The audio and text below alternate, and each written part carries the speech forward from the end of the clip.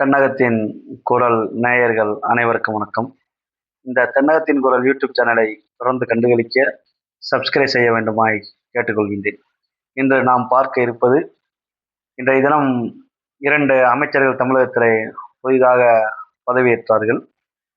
அதற்கு பின்பு தமிழக வெற்றி கழகத்தினுடைய தேர்தல் மேலாண்மை ஒருங்கிணைப்பாளராக இருக்கக்கூடிய திரு ஆதவ் அர்ஜுனா அவர்கள் ஒரு செய்தியாளர் சந்திப்பை சந்தித்தார். அவர் சந்திக்கும் பொழுது, இந்த ஆட்சி சமத்துவம் சமூக நீதி அடிப்படையில் தான் இந்த ஆட்சி செயல்படுகிறது என்பது குறித்து அவர் ஒரு விளக்கத்தை அவர் வழங்கினார். அது குறித்து தான் இன்று நாம் காண உள்ளோம். தவேக அரசு அவருடைய அமைச்சரவையில் சமூக நீதி அடிப்படையில் தான் அமைச்சரவை இலாக்காக்கள் ஒதுக்கீடு செய்யப்பட்டுள்ளதா என்பது குறித்து இன்று காண உள்ளோம். ஒரு பிராமண சமூகத்தைச் சேர்ந்த ஸ்ரீரங்கம் சட்டமன்ற உறுப்பினராக இருக்கக்கூடிய திரு ரமேஷ் அவர்களுக்கு இந்து சமய அறநிலைத்துறை அமைச்சர் பொறுப்பை இந்த தவேக அரசு வழங்கியுள்ளது. அதேபோல் ஒரு தாழ்த்தப்பட்ட சமூகத்தைச் சேர்ந்த திரு வன்னியரசு அவர்களுக்கு ஆதிராவிடர் மற்றும் பழங்குடியினர் நலத்துறை அமைச்சர் பொறுப்பை வழங்கியுள்ளார்கள். அதேபோல் இந்திய யூனியன் முஸ்லீம் லீக் கட்சியைச் சேர்ந்த திரு ஷாஜகான் அவர்களுக்கு சிறுபான்மையினர் நலத்துறை அமைச்சர் பொறுப்பை வழங்கியுள்ளார்கள். இவ்வாறு சமூகம் சார்ந்து, ஜாதி சார்ந்து, அந்த ஜாதியின் அடிப்படையில் வழங்கப்பட்டதுதான் சமூக நீதிக்கும் சமத்துவத்திற்கும் உள்ள அரசா இந்த அரசு என்பதுதான் ஒரு கேள்வியாக உள்ளது. எந்த மதுரை மீனாட்சி அம்மன் கோயிலில் ஒரு தாழ்த்தப்பட்ட சமூகத்தைச் சேர்ந்தவர்கள் நுழையக்கூடாது என்று அங்கு அறவழி போராட்டத்தின் மூலம் அந்த கோயிலுக்குள் நுழைந்தார்களோ, அந்த சமூகத்தைச் சேர்ந்தவரை நீங்கள் இந்து சமய அறநிலைத்துறை அமைச்சராக நியமனம் செய்ய முடியாதா?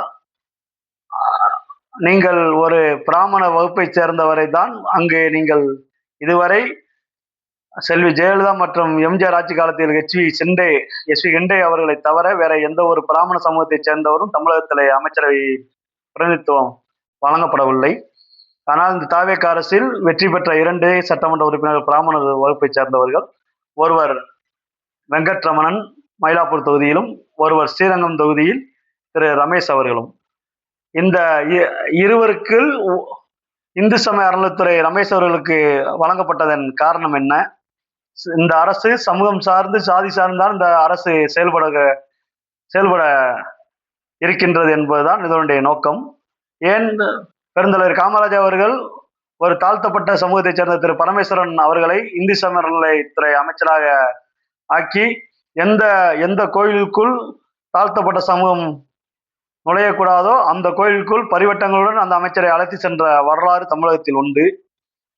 அதை 2 திராவிட கட்சிகளும் பின்பற்றவில்லை என்றாலும், இந்த திராவிட கட்சிகளில் அந்த இந்து சமய அறநிலைத்துறை என்பது மிகவும் பிற்படுத்தப்பட்ட சமூகத்தை சார்ந்தவருக்கு தான் இதுவரை எம்ஜிஆர் மற்றும் கலைஞர் மற்றும் செல்வி ஜெயலலிதா மற்றும் மு.க. ஸ்டாலின் அவர்களுடைய தலைமையிலான ஆட்சியில் வழங்கப்பட்டது என்பதுதான் வரலாறு.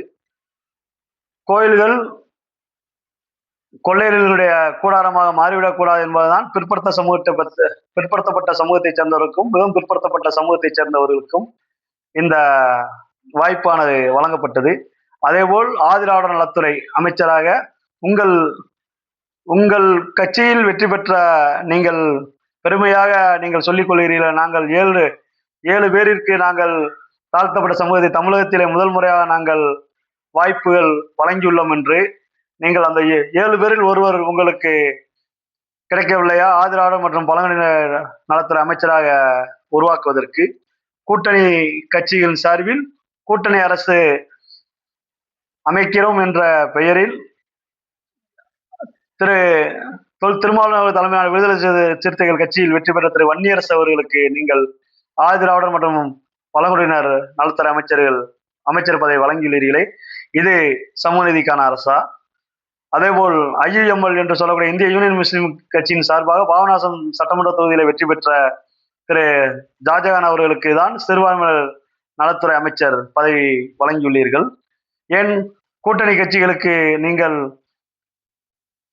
வேற துறைகளை வழங்குவதற்கு உங்களால் முடியவில்லையா? நீங்கள் எந்த ஒரு சூழலிலும் நீங்கள் செய்தியாளர் சந்திப்பை நீங்கள் நடத்த மாட்டீர்கள். நீங்கள் என்றும் இதுவரை செய்தியாளர்களை சந்தித்ததே இல்லை. இருந்த பொழுதிலும் உங்கள் கட்சியின் சார்பாக திரு ஆதவ் அர்ஜுனா அவர்கள் ஒவ்வொரு முறையும் செய்தியாளர்களை சந்தித்து வருகிறார்.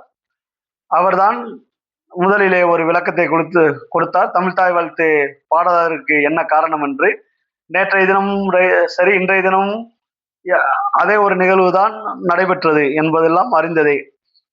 சமூக நீதி சமத்துவம் என்று நீங்கள் ஒரு அரசை நீங்கள் வழிநடத்துகிறீர்கள் என்றால், சமூகம் சார்ந்து நீங்கள் எந்த ஒரு சூழலிலும் நீங்கள் இலாக்காக்கள் ஒதுக்கீடு செய்திருக்க கூடாது.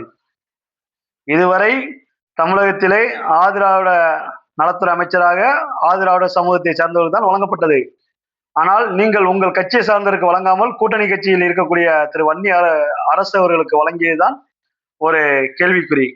அதேபோல் சிறுபான்மை நலத்துறை அமைச்சராக ஒரு பிற்படுத்தப்பட்ட சமூகத்தை சேர்ந்தவர் இதுவரை இருந்திருக்கிறார். ஏன் முஸ்லிம் சமூகத்தை சேர்ந்தவர் மட்டும்தான் முஸ்லிம் சமூகத்தை சேர்ந்தவர் மட்டும்தான் சிறுபான்மை நலத்துறை அமைச்சராக வர வேண்டும் என்று ஒரு சட்ட விதி இருக்கிறதா?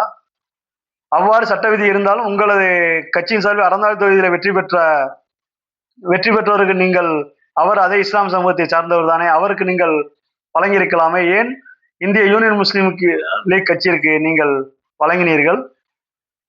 நீங்கள் அமைத்த அரசு நீங்கள் சொல்லிக் கொள்ளலாம், நாங்கள் 7 பேர் தாழ்த்தப்பட்ட சமூகத்திலிருந்து நாங்கள் அமைச்சர் பதவி இன்றைய வன்னியரசுகளை சேர்த்து 8 பேருக்கு நாங்கள் வழங்கியுள்ளோம் என்று நீங்கள் பெருந்தன்மையாக நீங்கள் கூறிக்கொள்ளலாம். உங்களை ஆட்டி வைக்கக்கூடிய அரசாக மத்திய பிஜேபி அரசு கண்டிப்பான முறையில் செயல்படும்.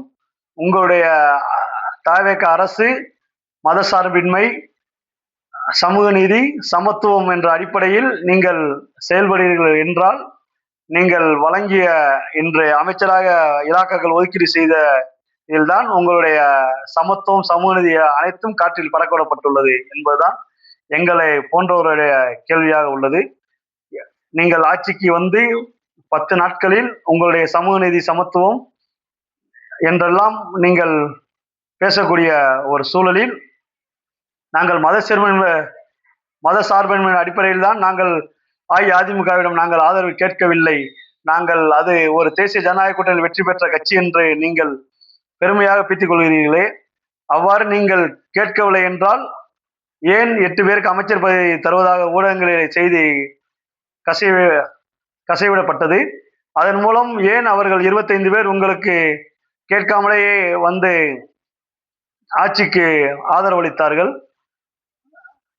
விடுதலை சிறுத்தைகள் கட்சியும் இந்திய யூனியன் முஸ்லீம் லீக் கட்சியும் முதலில் சொன்னார்கள், நாங்கள் வெளியிலிருந்துதான் ஆதரவு தருகிறோம் என்று. கூட்டணி அரசு என்பது தமிழகத்தில் வேண்டும், அதில் எந்தவித மாற்று கருத்தும் இல்லை. நீங்கள் கூட்டணி அரசை வழிநடத்துவதற்கு உங்களுக்கு சிறந்தாழ்ந்த வாழ்த்துக்களை நாங்கள் தெரிவித்துக் கொள்கின்றோம்.